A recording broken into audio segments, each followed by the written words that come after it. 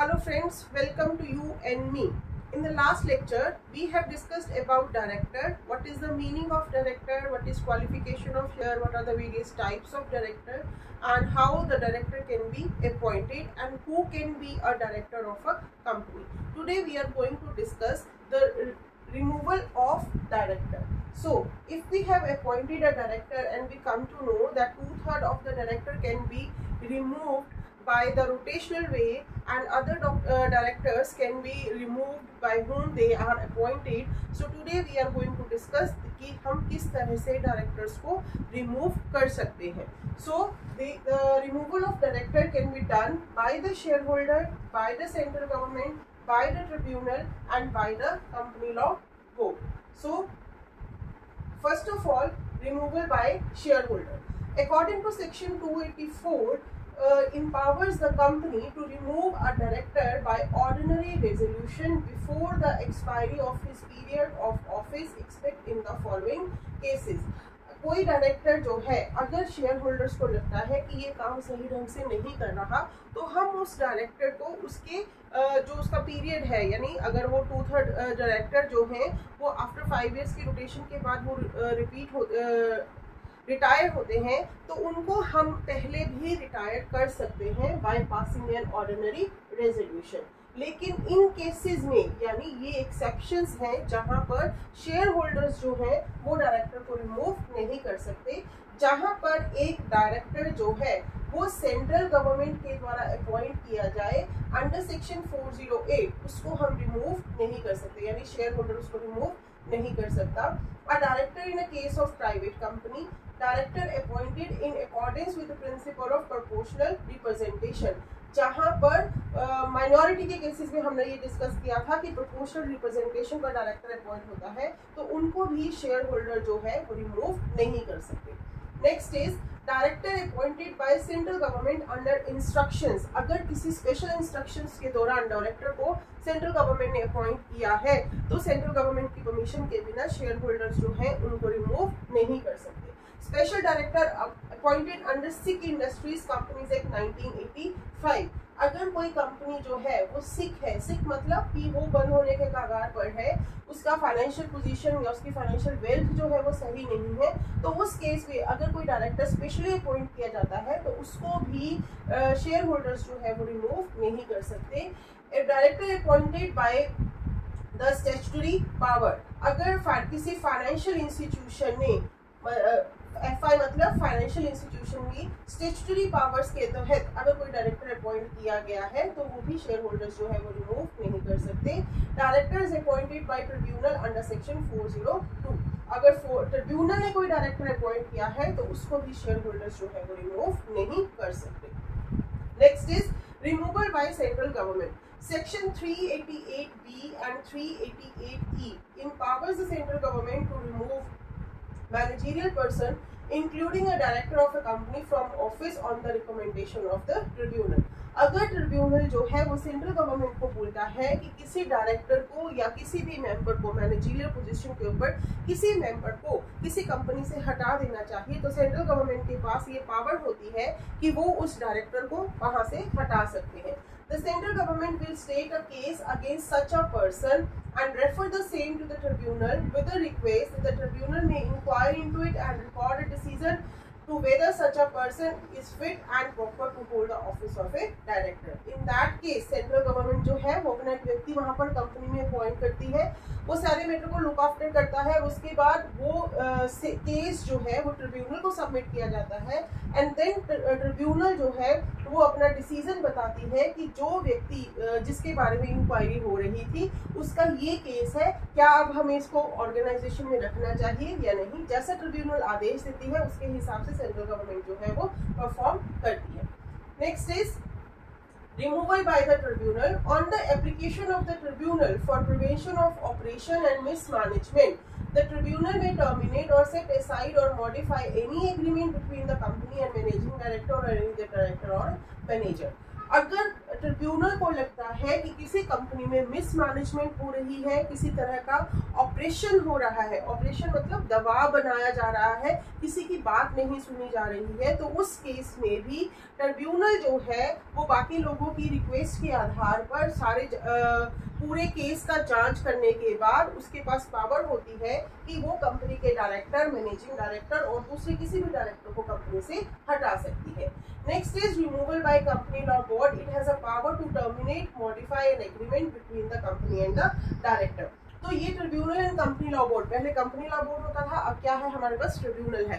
तो दोनों का मतलब सेम ही है कि कंपनी लॉ बोर्ड और ट्रिब्यूनल के पास ये पावर होती है कि अगर कोई भी कंपनी सही ढंग से परफॉर्म नहीं कर रही है, वो अपने मेमोरेंडम ऑफ एसोसिएशन यानी उसके ऑब्जेक्टिव से बाहर काम कर रही है, कोई इलीगल काम कर रही है, किसी शेयर होल्डर्स कोई पावर्स को वो दबा रही है, तो उस केस में डायरेक्टर्स जो है उनको हटा दिया जाता है। Director can sue for any compensation for loss of termination of the office. Such person can not serve any company for a period of 5 years. अगर किसी व्यक्ति को डायरेक्टर की पोजीशन से ट्रिब्यूनल के द्वारा या कंपनी लॉ बोर्ड के द्वारा हटाया जाता है, तो वो व्यक्ति अगले 5 साल तक किसी भी दूसरी कंपनी में एज ए डायरेक्टर काम नहीं कर सकता। सो this is all about removal of a director.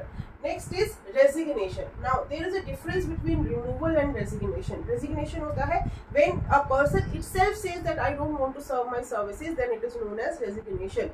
और जब हम किसी व्यक्ति को ऑफिस से रिमूव करते हैं यानी उसको बोलते हैं that we don't need your services, then it is known as removal.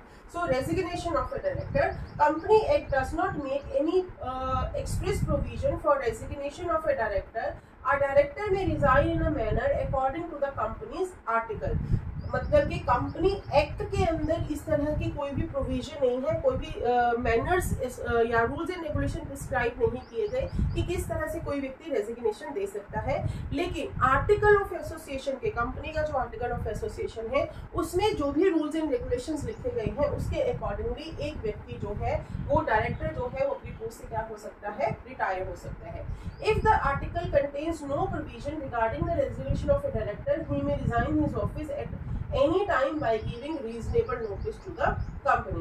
अब अगर कंपनी का आर्टिकल जो है वो भी साइलेंट है तो उस केस में वो एक रीजनेबल नोटिस देकर, यानी और जनरली अगर हम देखें तो 1 मंथ का नोटिस होता है, तो 1 मंथ के नोटिस के आधार पर वो अपने ऑफिस से क्या कर सकता है, रिजाइन कर सकता है। So this is resignation of director. Now next come to the remuneration of a director. Remuneration मतलब सैलरी, उसको कितना पैकेज मिलेगा। Director are not entitled to remuneration unless agreement is made. उनको किसी भी तरह का remuneration नहीं मिलता जब तक कि वो लिखा गया ना हो। But company can pay them salary or commission or specified percentage of net profit. This can be given to the director. That is, we can say he can obtain a salary, he can obtain a commission, or he can get a certain percentage of profit. So this can be given to a director. Refers to section 198, 309 to 311, 387. Suggests director can get managerial remuneration. तो यहाँ पर ये जो sections है, ये जितने भी sections हैं, ये सारे हमें क्या बताते हैं, ये बताते हैं कि एक डायरेक्टर जो है उसको कितना रेम्यूनरेशन हम दे सकते हैं in this particular kind. So sitting fee, it is not a part of remuneration. जो उसकी sitting fees है यानी जो वो अपनी परफॉर्मेंस दे रहा है वो remuneration के अंदर नहीं आती। It is paid to the company which having paid up capital and reserves of ₹10 crore और above. ये उन कंपनीज में पे की जाती है जिसकी कैपिटल जो है वो 10 करोड़ से ज्यादा है या फिर 10 करोड़ है, अप टू ₹20,000 पर मीटिंग। अब डायरेक्टर्स जो है वो एक से ज्यादा कंपनीज में भी काम कर सकते हैं, तो वो जितनी मीटिंग्स को अटेंड करता है किसी भी कंपनी की, उस मीटिंग के हिसाब से उसको 20,000 पर मीटिंग के हिसाब से रेम्यूनरेशन जो है वो आप पे कर सकते हो। So this is all about salary, we can say remuneration, and we can say the pay scale of a director of a company. Next is Companies Act 1956 and Companies Act 2013. The difference of this, according to 1956 Act, the maximum limit of director in a company was 12. Approval of central government was necessary, but according to new Companies Act 2013, the maximum limit of director in a company has a has been increase from 12 to 15। पहले कितने director होते थे? पहले 12 director होते थे, अब कितने हो सकते हैं? अब 15 डायरेक्टर्स हो सकते हैं। Further to that can be made by passing a special resolution। पहले अप्रूवल किसकी चाहिए होती थी? हमें सेंट्रल गवर्नमेंट की अप्रूवल चाहिए होती थी, लेकिन अब हम स्पेशल रेजोल्यूशन पास करके उसको मतलब कि सेंट्रल गवर्नमेंट के पास भेज भी सकते हैं और नहीं भी भेज सकते। A company can become a director for only 15 companies। एक डायरेक्टर जो है वो 15 कंपनीज के डायरेक्टर बन सकते हैं। अब यहाँ पर क्या है? A company can become a director for only 20 companies instead of 15। तो ये भी बढ़ा दिया गया है, यानी 15 से अब कितने हो गई हैं? 20 हो गई हैं। Out of these 20 companies he cannot be director of more than 10 public company। यानी वो जो 20 कंपनीज चुन रहा है उसमें से 10 से ज्यादा पब्लिक कंपनीज में ही होनी चाहिए। Next is the amount to be deposited along with notice of nomination to any person to the office of director was rupees 500। The amount to be deposited along with the notice of nomination to any person to the office of director has been increased from rupees 5 to rupees 1 lakh और such higher amount as may be prescribed। तो ये amount जहाँ पर 500 थी वो कितनी हो गई है? अब 1 लाख हो गई है। So this is the basic difference between the companies act 2013 and 1956 relating to the directors. Now, power of board of directors. This is another important question of your syllabus, we can say. Or from this chapter, you can get one question regarding the appointment and removal of director. Second is the what are the various power, duties, and liabilities of director. So let's discuss the first of all the powers of board of director.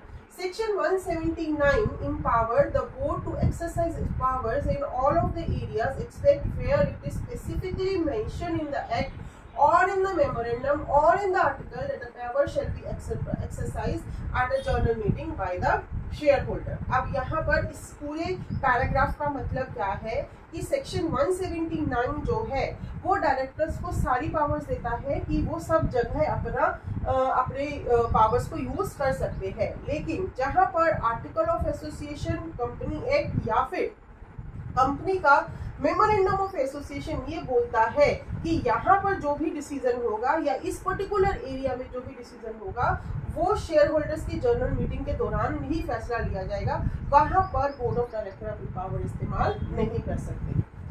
The board of director of a company shall exercise the following power on behalf of the company by means of resolution passed at the meetings of the board। तो जो director है वो अपनी powers का इस्तेमाल कैसे करते हैं? By passing a resolution in the board meeting to make call on share holder in respect of money unpaid on their share. अब उनके पास क्या क्या पावर्स है? The first is they can call uncalled money on the capital। Next is to authorize buyback of security under section 60A। वो अपने shares को वापस परचेज कर सकते हैं। To issue security including debenture whether in और outside India. वो debentures या नई सिक्योरिटीज को इश्यूज कर सकते हैं। वो बाहर से पैसा उधार ले सकते हैं।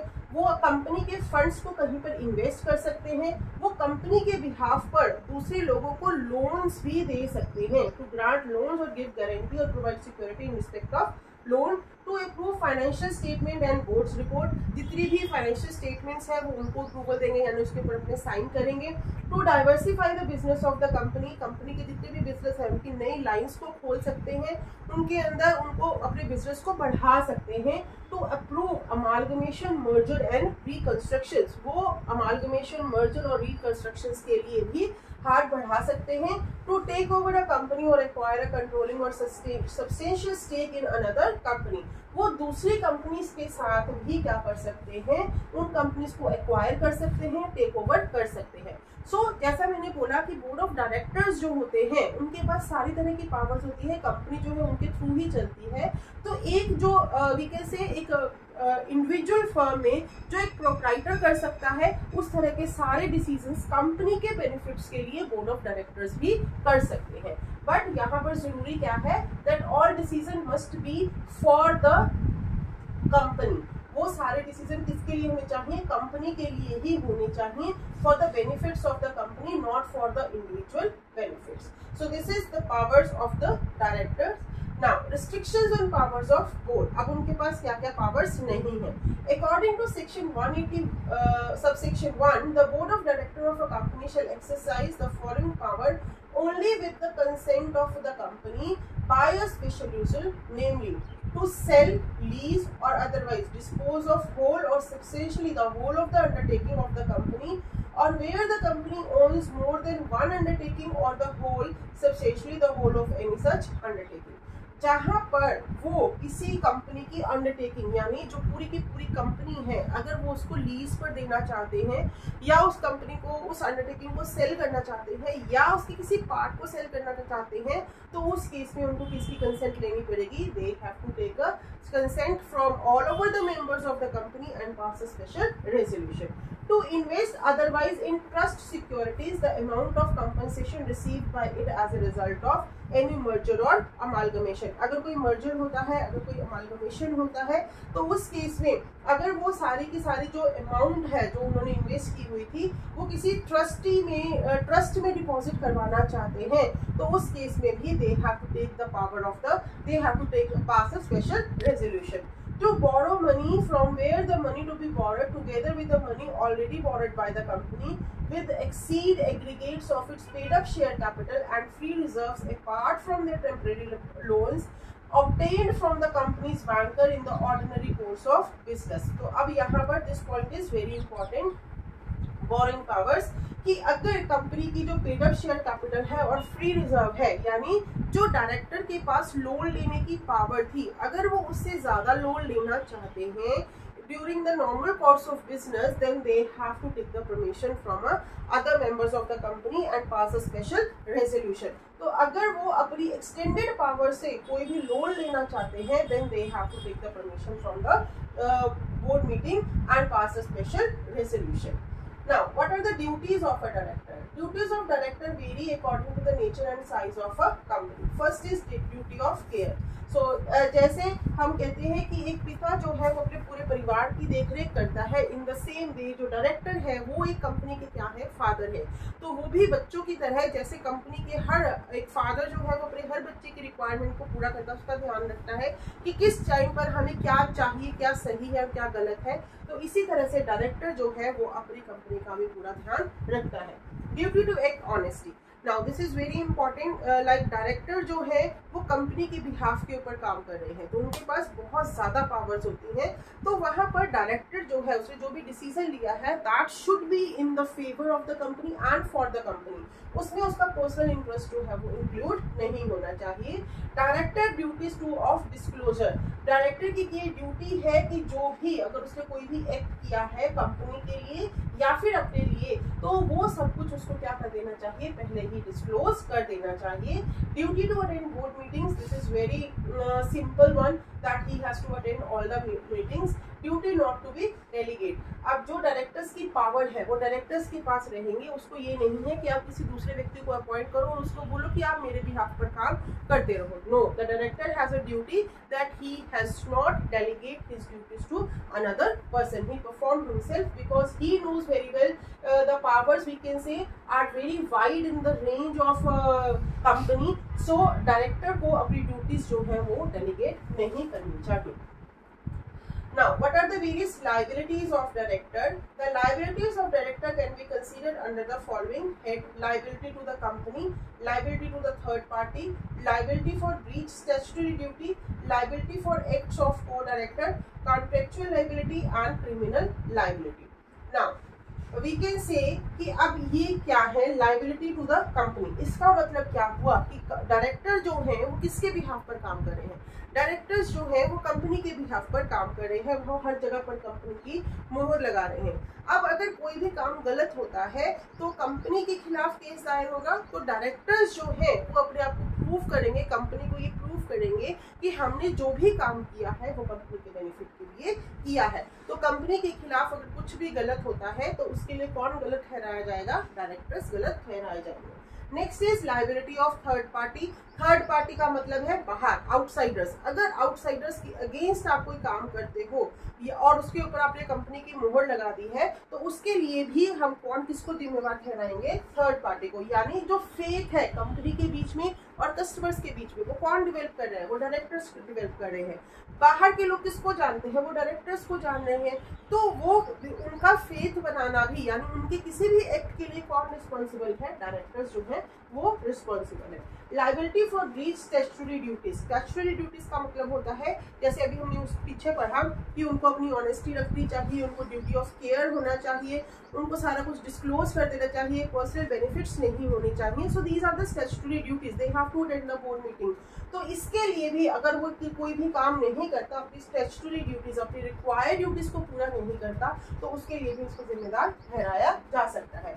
लायबिलिटी फॉर एक्ट्स ऑफ को डायरेक्टर्स। अब सपोज एक बोर्ड मीटिंग में 15 मेंबर्स हैं, 16 मेंबर्स हैं, तो हम जितने भी लोग होते हैं, when we are playing in a group, तो we are responsible for each other acts. तो इसीलिए जितने भी को डायरेक्टर्स होते हैं वो एक दूसरे के एक्ट के लिए रिस्पॉन्सिबल होते हैं, किसी एक को हम पर्टिकुलरली लायबल नहीं ठहरा सकते। कॉन्ट्रेक्चुअल लायबिलिटी, जितने भी आप कॉन्ट्रैक्ट करते हो उनकी सबकी लायबिलिटी भी किसके ऊपर होती है? डायरेक्टर्स के ऊपर होती है। क्रिमिनल लायबिलिटी, अगर कोई कंपनी जो है, कंपनी के डायरेक्टर्स जो है वो कंपनी का नाम लेकर किसी तरह का कोई ऑफेंस कर रहे हैं, कोई इरेगुलर काम कर रहे हैं, कोई फ्रॉड वाला काम कर रहे हैं, तो उसके लिए भी किसको दोषी ठहराया जाएगा? डायरेक्टर्स को दोषी ठहराया जाएगा। So these are the liabilities of a director.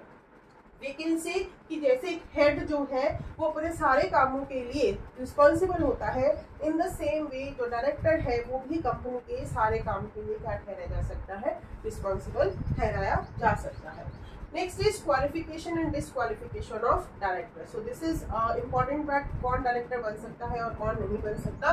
The act has a dedicated provision which is in section 162 that underlies the reason for which a person may not appoint as a director. There is no such provision regarding the qualification under this act. However, requirements can be listed as below. The person must have completed the age of 18 or above. Journal, that means he must be a major person.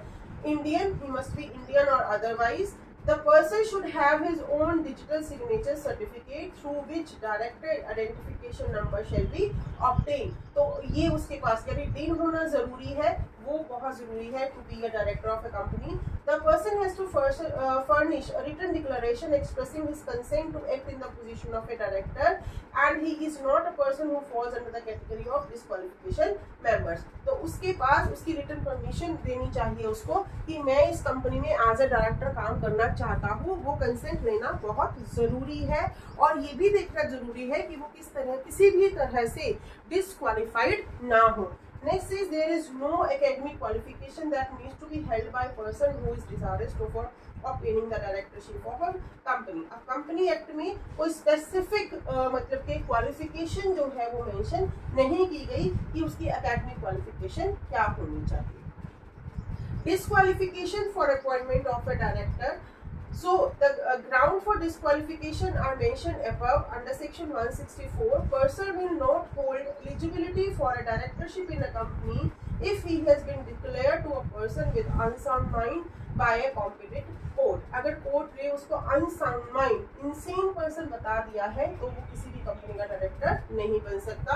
अगर person insolvent हो गया है और अभी तक उससे भी liabilities को डिस्चार्ज नहीं किया है, अभी भी उसकी एप्लीकेशन जो है वो कोर्ट में पेंडिंग है, तो भी वो व्यक्ति किसी भी कंपनी का डायरेक्टर नहीं बन सकता। The court has adjourned the person to be guilty of crime. अगर उसने पहले किसी तरह का कोई क्राइम किया हुआ है और उसके लिए उसको 6 महीने से ज्यादा की सजा हो चुकी है, and eligibility shall be withheld subject to passing of 5 years। अब पीछे हमने बताया था कि अगर किसी डायरेक्टर को रिमूव कर दिया गया है because of any criminal liability या ऑफेंस, तो वो अगले 5 साल तक डायरेक्टर नहीं बन सकता। तो ये भी चेक करना जरूरी है कि उसने वो 5 साल का पीरियड पूरा कर लिया है या फिर नहीं किया। तो ऐसे सारे व्यक्ति जो है वो डायरेक्टर नहीं बन सकते। So these are the disqualification of a director. If the sentence of his crime exceeds that of 7 years, he shall be deemed ineligible for the post of director in a company. अगर किसी व्यक्ति की सजा जो है वो 7 साल से ज्यादा है तो फिर वो किसी कंपनी का डायरेक्टर नहीं बन सकता। An order warranting the disqualification of person is ruled by company court and during the application of such a person can not become a director. अगर किसी व्यक्ति को डिस्क्वालीफाइड कर दिया गया है किसी पर्टिकुलर पीरियड के दौरान, तो उस समय भी वो किसी भी कंपनी का डायरेक्टर नहीं बन सकता। The person has failed to pay amount on his share and a period of half a year has been gone without his paying his due. अगर किसी व्यक्ति ने कोई क्वालिफिकेशन शेयर्स खरीदे थे और अभी तक उसने उसकी पेमेंट नहीं की है, तो भी वो व्यक्ति जो है वो कंपनी का डायरेक्टर नहीं बन सकता।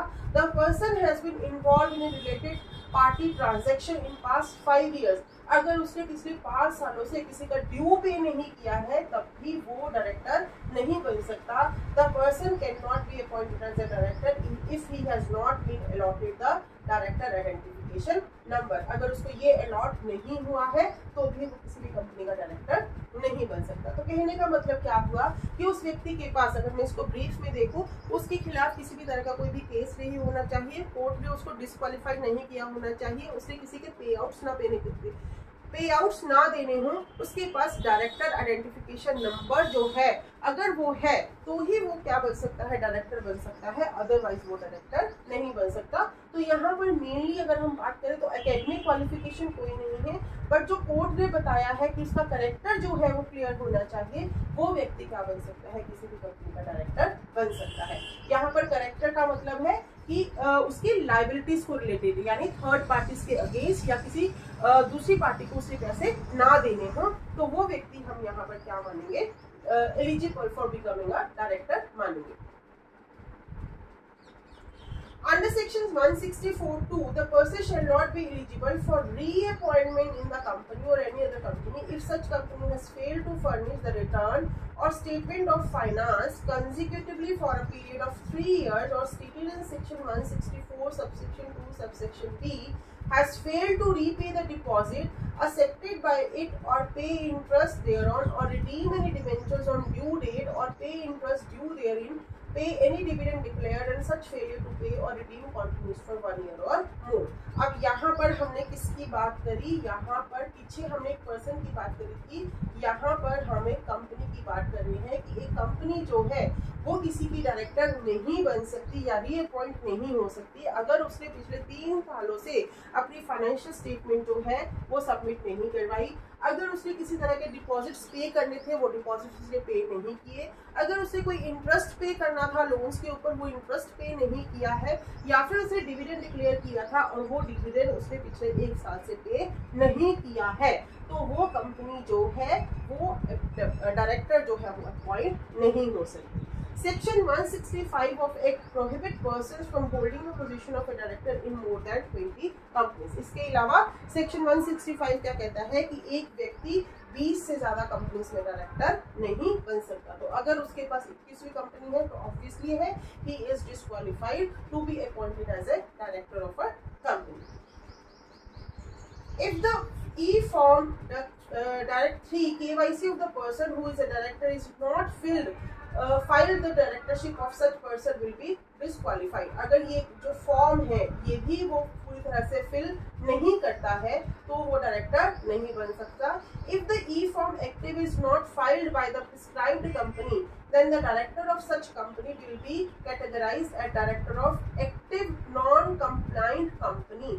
अब यहाँ पर ये फॉर्म जो है वो कंपनी को भरना होता है on the appointment of a company, अगर डायरेक्टर, अगर वो भी नहीं भरा गया किसी कंपनी के द्वारा तब भी वो डायरेक्टर जो है वो डायरेक्टर नहीं माना जाएगा। Rule 7A subsection 8 of the rule state that no person shall hold the position of small shareholder director in more than 2 companies at the same time. The second company must not be the such company that is in position to cause conflict with the first company or is a competitor of the first company। अब rule 7 subsection 8 of the rule states क्या कहता है कि कोई भी व्यक्ति जिसने small share holders के मतलब कि स्मॉल शेयर होल्डर से उसको डायरेक्टर अपॉइंट किया है तो वो 2 कंपनी से ज्यादा डायरेक्टर नहीं हो सकता। दूसरा, वो दोनों कंपनीज जिसमें भी वो स्मॉल शेयर होल्डर्स को रिप्रेजेंट कर रहा है वो दोनों कंपनीज आपस में कंपटीशन पोजीशन में नहीं होनी चाहिए। So this is the disqualification of a director. So today we have discussed about the liabilities, about the powers, about the duties of the director, which are very simple one. Another one, disqualification and qualification of a director. This kind of question you can get in a short note. And the other major question is related to the appointment and removal of a director, जो basically आप लोगों को paper में आता है। Short note में आपको इस पूरे चैप्टर में से आ सकता है types of director, qualification of director, qualification of shares of a director and disqualification of a appointment of a director. तो ये आपको शॉर्ट नोट में, और 2 लॉन्ग क्वेश्चंस जो आपके बनते हैं वो आपके कौन से बनते हैं, appointment of a director and removal of a director. Second one is power, duties and liabilities of a director. If you have any kind of doubt in this particular chapter, you may comment me. I will love to clear your doubt. Thank you. Thanks for today.